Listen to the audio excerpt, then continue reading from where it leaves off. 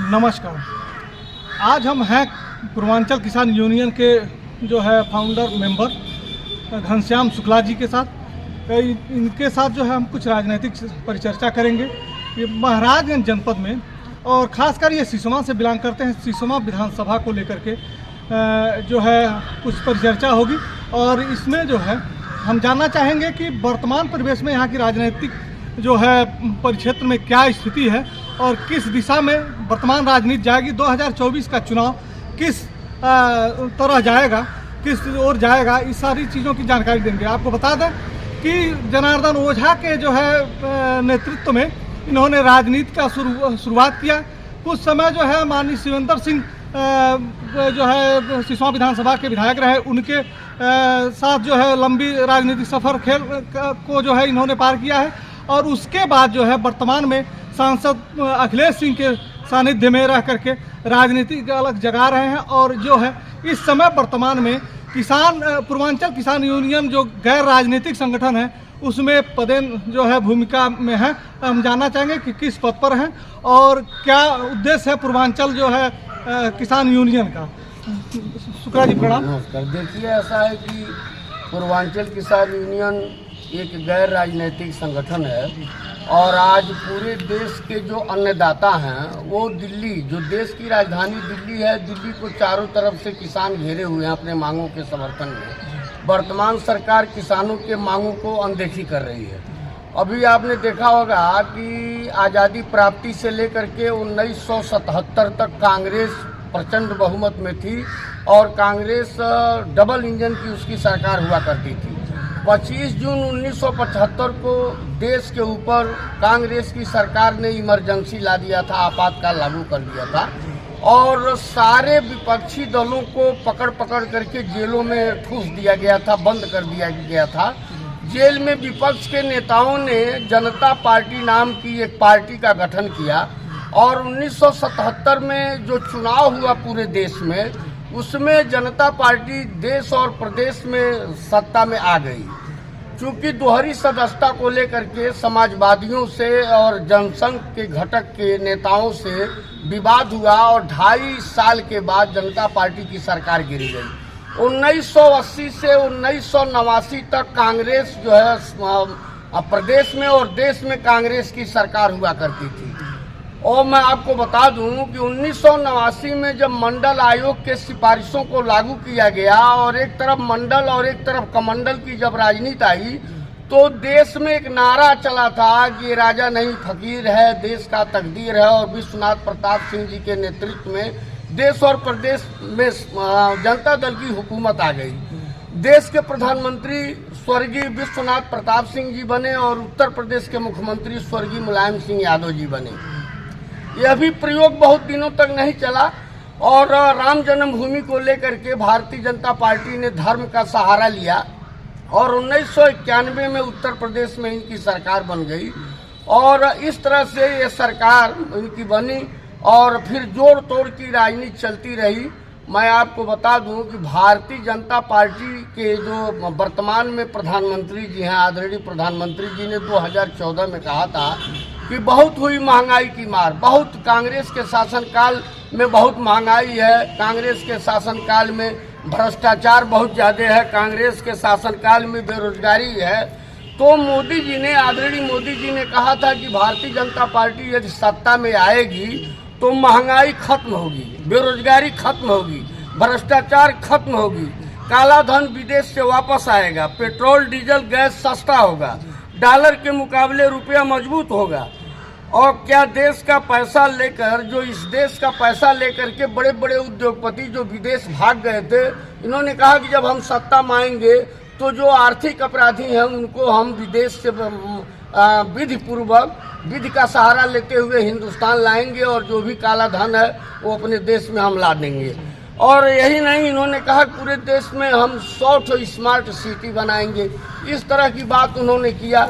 अभी इस समय बहुत तेज चर्चा चल रहा है। आज के उसमें एक मामला आपने देखा होगा, इलेक्टोरल बॉन्ड की बात आ रही है। इन्होंने चंदा के नाम पर ईडी वालों से छापा डलवाया। दर्जनों, कई दर्जन बड़े बड़े जो काला धन वाले थे काला धन वालों के ऊपर ईडी छापा डालती है, एक हफ्ते के बाद वो लोग इलेक्ट्रोल जो बांड है वो उसको खरीदते हैं, फिर ईडी उनको छोड़ देती है। इस तरह से जब सुप्रीम कोर्ट माननीय सर्वोच्च न्यायालय के सम्मानित जो मुख्य न्यायाधीश जी हैं आदरणीय चंद्रचूड़ जी, जब उन्होंने कह दिया एसबीआई से कि नहीं आप इसका खुलासा करिए, जब खुलासा हुआ तो यह हुआ कि भारतीय जनता पार्टी ने बहुत बड़े व्यापक पैमाने पर काला धन चंदे के नाम पर लिया है। आज भारतीय जनता पार्टी बेनकाब हो गई है। मैं आपको बता दूं, आज़ादी से लेकर के 2014 तक कुल 64 लाख करोड़ रुपया नेहरू जी के ज़माने से लेकर के मनमोहन सिंह जी के ज़माने तक 64 लाख करोड़ रुपया विदेशों से कर्जा सरकार ने लिया था। आज स्थिति यह हो गई है कि 2014 से लेकर के 2024 होने जा रहा है, इसमें मैं आपको बता दूं 169 लाख करोड़ रुपया मोदी जी ने विदेशों से कर्जा ले लिया है। यानी आज़ादी से लेकर के 2014 तक जो लिया गया था कर्जा, उस कर्जा के 2.5 गुना इन्होंने कर्जा ले लिया। कौन सा काम किया, कहाँ नहरों का जाल इन्होंने बिछा दिया। बेरोजगारी उसी तरह से है, बेरोजगार आज जो है बेरोजगारी की मार झेल रहा है। बच्चे पढ़ लिख करके परीक्षा दे रहे हैं, पेपर लीक हो जा रहा है। ये भारतीय जनता पार्टी झूठ का सहारा ले रही है। यहाँ मैं आपको बता दूं 1977 का, जब मैं उसके पहले तो नहीं बता सकता, मैं इंटरमीडिएट कॉलेज का छात्र था राजा रतन सिंह का। 1977 में स्वर्गीय प्रोफेसर सिब्बन लाल सक्सेना जी महाराजगंज के सांसद बने। 1980 का जब चुनाव आया तो कांग्रेस प्रत्याशी यहाँ से स्वर्गीय अशफाक साहब यहाँ से सांसद चुन लिए गए। 85 का जब चुनाव हुआ तो कांग्रेस पार्टी के प्रत्याशी भाई जितेंद्र सिंह जी यहाँ से सांसद चुन लिए गए।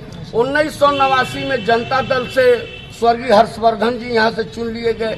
91 का चुनाव वर्तमान सांसद जी राम जी के नाम पर, धर्म के नाम पर, भाजपा के नाम पर जनता को गुमराह करके जीत गए, तमाम तरह का प्रलोभन दिए। लेकिन मैं आपको बताऊं, इन्होंने विकास के नाम पर, तरक्की के नाम पर इन्होंने कुछ नहीं किया। 91 के बाद जो दूसरा चुनाव हुआ तो उस दूसरे चुनाव में जब 96 का चुनाव हुआ तो 96 में भी इन्होंने धर्म का, हिंदू मुस्लिम का मुद्दा लेकर के चुनाव लड़े और 96 में भी जीत गए। 99 के चुनाव में महाराजगंज की जनता ने एक बदलाव लाया और समाजवादी नेता माननीय कुंवर अखिलेश सिंह जी को महाराजगंज की जनता ने अपना सांसद चुन लिया। फिर 2004 का चुनाव आया, पंकज चौधरी जी फिर चुन लिए गए। 2009 में फिर कांग्रेस के प्रत्याशी स्वर्गीय हर्षवर्धन जी यहाँ से सांसद बने। 2009 के बाद जो चुनाव हुआ तो 2009 के बाद अगर आप देखेंगे तो 2014 का चुनाव, 2019 का चुनाव, ये यहाँ के वर्तमान सांसद जी चुने गए। लेकिन अब आपको मैं बता दूं, गड़ौरा का चीनी मिल बंद है, घुगली का चीनी मिल बंद है, आनंद नगर फरिंदा का चीनी मिल बंद है। उस दिशा में आज तक इन्होंने कुछ नहीं किया। यहाँ का गन्ना किसान मारे मारे फिर रहा है। मैं आपको बता दूं, पूर्वांचल किसान यूनियन हम लोगों ने माननीय कुंवर अखिलेश सिंह जी के नेतृत्व में बनाया है।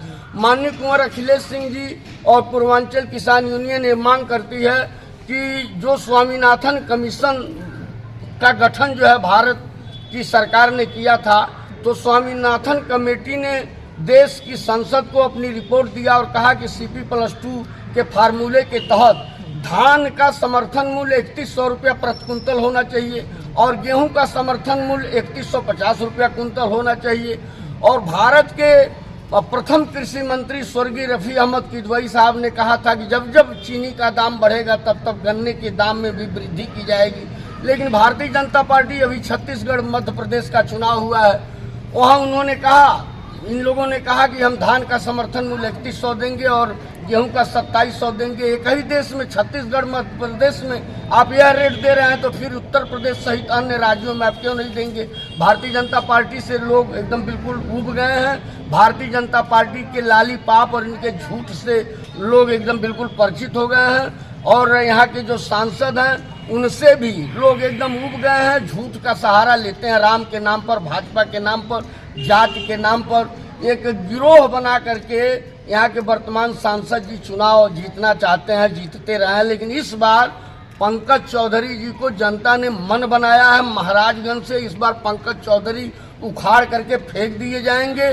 2024 का चुनाव इंडिया गठबंधन का जो भी प्रत्याशी होगा और जनता उसको देखेगी, अगर कायदे का प्रत्याशी होगा तो निश्चित तौर पर वो विजयी होगा। चलिए, अभी इंडिया गठबंधन यहाँ प्रत्याशी दे पाने में असफल रही है, लेकिन वर्तमान सांसद जी जो है यहाँ बेस्ट सांसद के रूप में चयनित भी हुए हैं, कई बार यहाँ से चुने गए हैं, तो ये तो जनता का कहीं न कहीं उनके प्रति स्नेह है।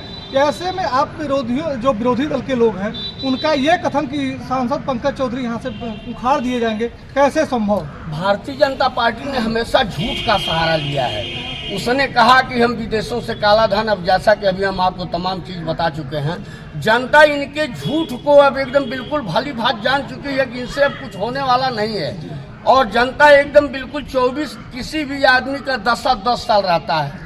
2014 में ये आए थे, 24 चल रहा है। एकदम जनता जान रही है कि बहुत बड़ा ढपोर संख है, सब झूठे हैं और एकदम बिल्कुल राम के नाम पर, धर्म के नाम पर, जात के नाम पर हिंदू मुस्लिम में ये फर्क डाल करके बेवकूफ़ बनाने का काम किए हैं। जनता इस बार बेवकूफ़ नहीं बनेगी, बिल्कुल भारतीय जनता पार्टी की सरकार भी नहीं आएगी। इस बार देश में इंडिया गठबंधन की सरकार आ रही है।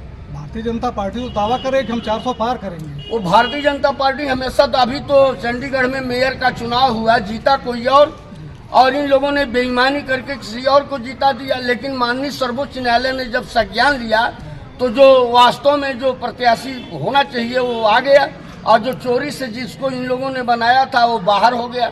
तो इस बार इनकी चोरी नहीं चल पाएगी। क्योंकि वीडियो बड़ा लंबा हो रहा है, इसलिए हम यहीं जो है इसको विराम करना चाहेंगे। तो ये हमारे साथ रहे जो है पूर्वांचल किसान यूनियन के फाउंडर मेंबर घनश्याम शुक्ला जी, और इनको आपने सुना। अब इनके विचारों से आकलन करें कि आने वाले चुनाव में, ये 2024 के चुनाव में परिदृश्य क्या होगा, खास करके महाराजगंज जनपद।